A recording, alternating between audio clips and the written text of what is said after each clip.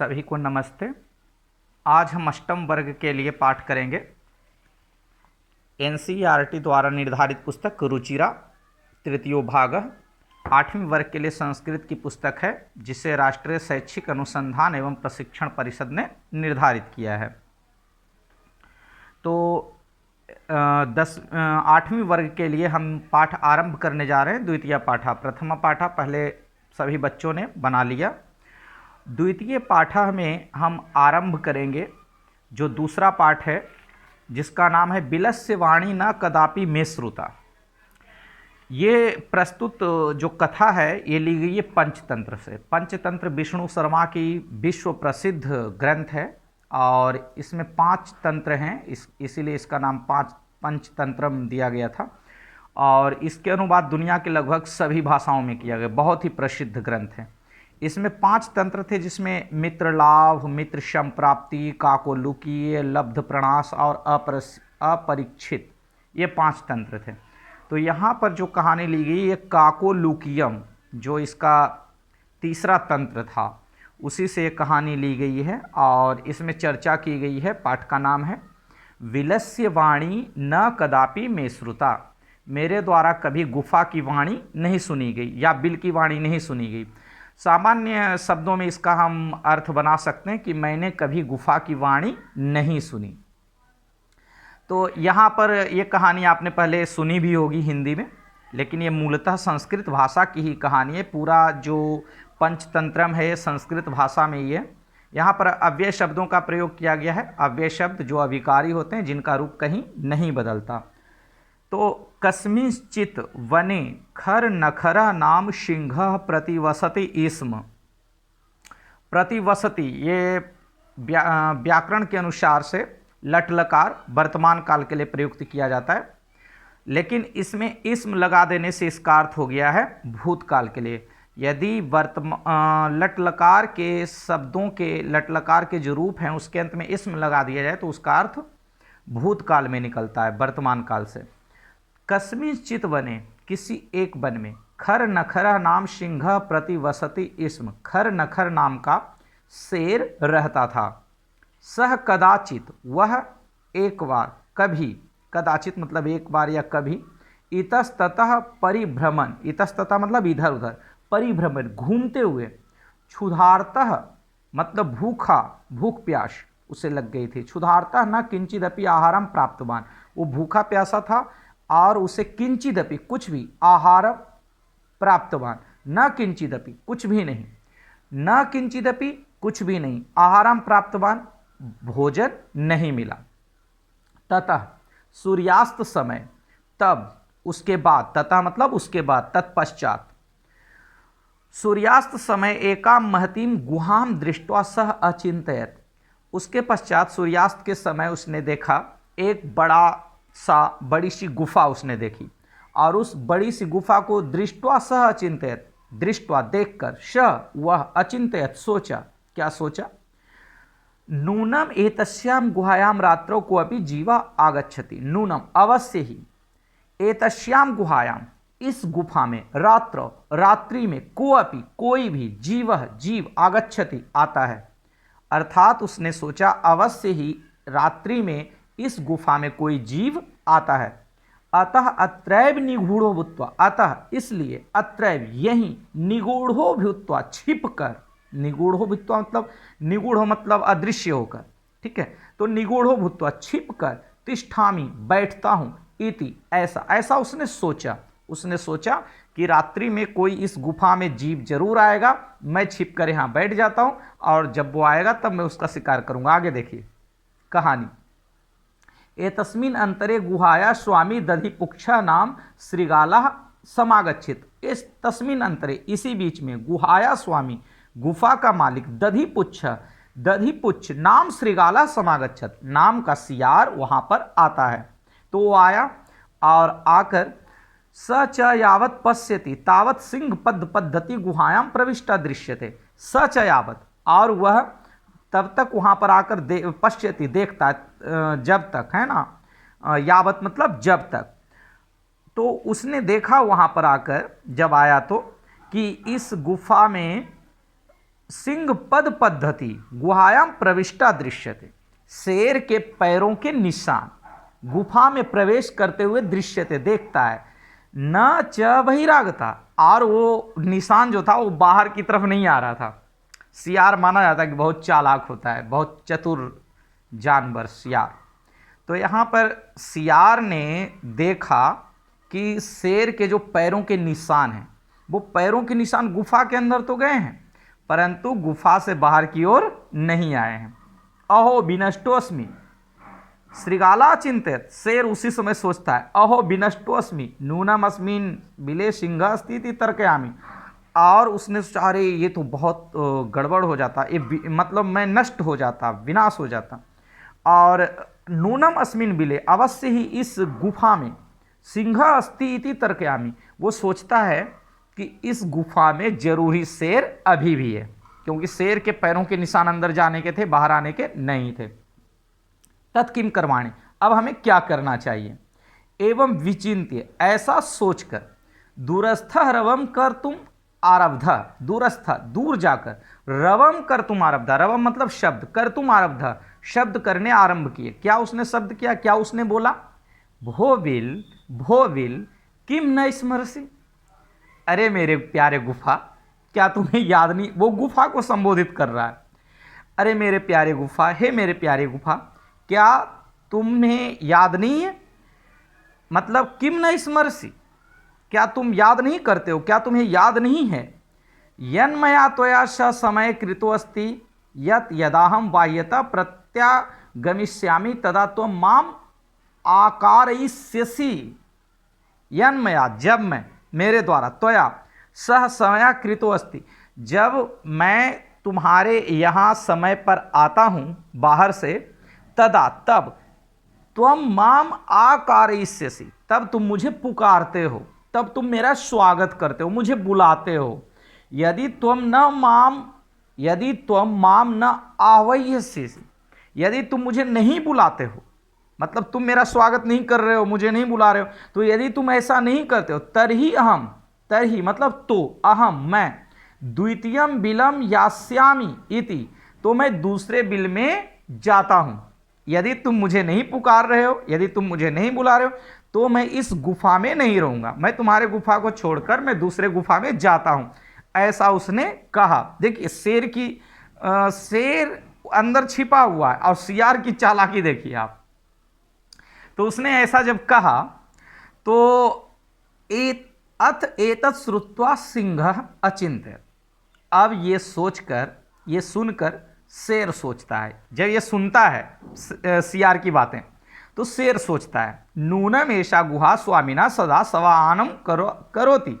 नूनम ऐसा, अवश्य ही, ऐसा मतलब यह, गुहा मतलब गुफा, स्वामिना सदा समानम करोति, ये हमेशा अपने स्वामी का स्वागत करता है, यानी जब इसके स्वामी आते हैं तो ये अवश्य ही अपने स्वामी का स्वागत करता है। ठीक है, वो ये ऐसा सोचा।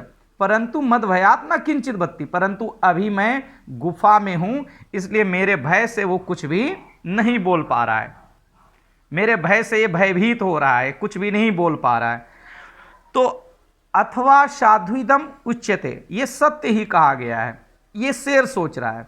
और शेर क्या सोच रहा है, शेर सोचा भय संत्रस्त मनसाम हस्तपादाद्रिका क्रिया प्रबंतंतेना वाणी च बेपथुश्चाधिको भवेत। भय संत्रस्त मनसाम, जो डरे हुए लोग हैं, भयभीत लोग हैं, जब कोई डर जाता है, भयभीत हो जाता है, तो उसने सोचा कि ऐसे डरे हुए लोगों के लिए हस्तपादाधिका क्रिया, हाथ पैर आदि से संबंधित क्रियाएं रुक जाती हैं। जब हम डर जाते हैं तो हमारा शरीर नहीं अकड़ जाता है, जकड़ जाता है, हम डर से कुछ कर नहीं पाते हैं। प्रवंतंतेना वाणी, और हमारे मुख से वाणी भी नहीं निकलती घबराहट में, भय में, जब हम भयभीत हो जाते हैं, बहुत ज़्यादा डर जाते हैं। बेपथुश्चाधिको भवेत, और कंपन भी होता है, बेपथु कंपन, शरीर में कंपन होने लगती है, कांपने लगता है शरीर, चाधिको भवेत। तो इस तरह से मतलब उसने सोचा कि ये डर के मारे गुफा कुछ बोल नहीं पा रहा है, ये गुफा से आवाज़ नहीं निकल, तो ये गुफा से आवाज़ नहीं निकलने का कारण उसने सोचा अब उसने ये नहीं सोचा कि गुफा जो है, कभी गुफा की वाणी होती है नहीं होती है, गुफा क्या बोल पाता है नहीं उसने इस तरह से कुछ नहीं सोचा। लेकिन ऐसा मन में उसको हुआ कि जब मैं अंदर हूं तो मेरे डर से, मेरे भय से गुफा की वाणी नहीं निकल रही है, आवाज नहीं निकल रही है। तद अहम अस्य आवाहनम करोमि, इसलिए मैं अब इसे बुलाता हूं। शेर ने ऐसा सोचा कि जब गुफा की वाणी नहीं निकल रही है, तब मैं अपने वाणी में, शेर सोच रहा है कि मैं अपनी वाणी में सियार को बुलाऊंगा, तभी तो वो मुझे मिलेगा, मैं उसे खाऊंगा, नहीं तो ये तो चला जाएगा बाहर ही बाहर। तो वो आवाहन करता है, एवं सबिले प्रविश्य में भोज्यम भविष्यति, और जब मैं आवाहन करूंगा तो बिल में आएगा और बिल में प्रवेश करेगा और मेरा भोजन बन जाएगा। इत्थम विचार्य सिंह सहसा श्रृगालस्य आवाहनम करोति, ऐसा विचार करके शेर अचानक श्रृगालस्य आवाहनम अकरोत, उस शेर ने सियार का आवाहन किया। श्रृगालस्य, सियार का, आवाहनम अकरोत, वो सियार का आवाहन करता है। और आप जानते हैं शेर की तो आवाज बहुत तेज होती है, गर्जना वाली। तो उसने गर्जना किया, सिंहस्य उच्च गर्जन प्रतिध्वनिना सा गुहा उच्च श्रृगालम आहुत। जब शेर गुफा में तेज आवाज में बोलता है तो उसकी तेज आवाज गुफा में प्रतिध्वनित होने लगती है। और प्रतिध्वनित जब तेज आवाज गुफा में होती है तो क्या होता है, अन्य अपनी पशुआ भयभीता वन, जंगल के सभी पशु और भी भयभीत हो जाते हैं उसकी आवाज सुनकर। श्रृगालो अपि ततः दूरम पलायमाना, और सियार भी भाग गया था, क्योंकि सियार तो जान गया था, सियार तो चालाकी कर रहा था ना, वो तो देखना चाह रहा था कि शेर अंदर है या नहीं। तो उसने अपनी चालाकी से ये चीज देख लिया, और जब वो जान गया कि शेर अंदर ही है तो वहां से दूर जाता हुआ, पलायन करते हुए वो श्लोक पढ़ता है, मतलब वो बोलता है। और क्या बोलता है, अनागतम यह कुरुते स शोभते स सोच्यते योना करोति, अनागतम बने यत्र संसद से समागता जरा विरस्य वाणी ना कदापि में श्रुता, कि मैंने तो अपने अनिष्ट से बचने के लिए इस तरह से प्रयास किया और मैं अनिष्ट से बच गया, लेकिन आज तक मैंने कभी गुफा की वाणी नहीं सुनी थी, आज पहली बार मैंने गुफा की वाणी भी सुन ली। तो ये मतलब वहां से दूर जाते हुए वो बोलता है, वो तो अपने आप का विनाश बचाना चाहता था और वो उससे बच गया। अब ये पाठ समाप्त हुआ, इसके शब्दार्थ दिए हुए हैं। शब्दार्थ के बाद अभ्यास में उच्चारण करने के लिए शब्द दिए हुए हैं, कस्मिंश्चित् विचिन्त्य शाद्विदम क्षुधार्थ एतत् श्रुत्वा भय संत्रस्त मनसाम सिंह पद पद्धति शम आह्वानम प्रतिध्वनि। इसके बाद एक पदेन उत्तरम लिखत सिंहस्य नाम किम खरनखर, ये एक पद में उत्तर देना है। इसके बाद गुहाया स्वामी का आसित दधिपुक्ष, सिंह कस्मिन समय गुहाया समीपे आगत सूर्यास्त समय, हस्त पादादिका क्रिया केशाम न प्रवृत्तन्ते भय संत्रस्त मनसाम, ये आपके शब्दार्थ में भी दिए हुए हैं। भय संत्रस्त मनसाम ऊपर उच्चारण करने के शब्द में भी दिया हुआ था, भय संत्रस्त मनसाम। गुहा केन प्रतिध्वनिता सिंह गर्जने, गुफा किस से प्रतिध्वनि, सिंह गर्जने। इसके बाद है मंजूषाता अव्यय पदम चित्वा वाक्यानि पूरयत, अव्यय पद दिए हुए हैं, कुछ अव्यय पद से वाक्यों को पूरा करना है। जैसे यदा दशवादनम भवति, इसके बाद यहाँ होगा तदा छात्रा विद्यालयम गच्छन्ति, सूर्यः पूर्व दिशायाम सदा उदेति, श्रृगाला गुहाया बहि आसीत, बहि बाहर था। इसके बाद स च यावत् पश्यति तावत् सिंहपद पद्धति गुहायां प्रविष्टा दृश्यते, श्रृगालो अपि ततः दूरम पलायमानः अपठत्, यदि सफलताम इच्छसि तरहि आलस्यम त्यज। पूर्ण वाक्येन उत्तर, पूरे वाक्य में उत्तर देने हैं।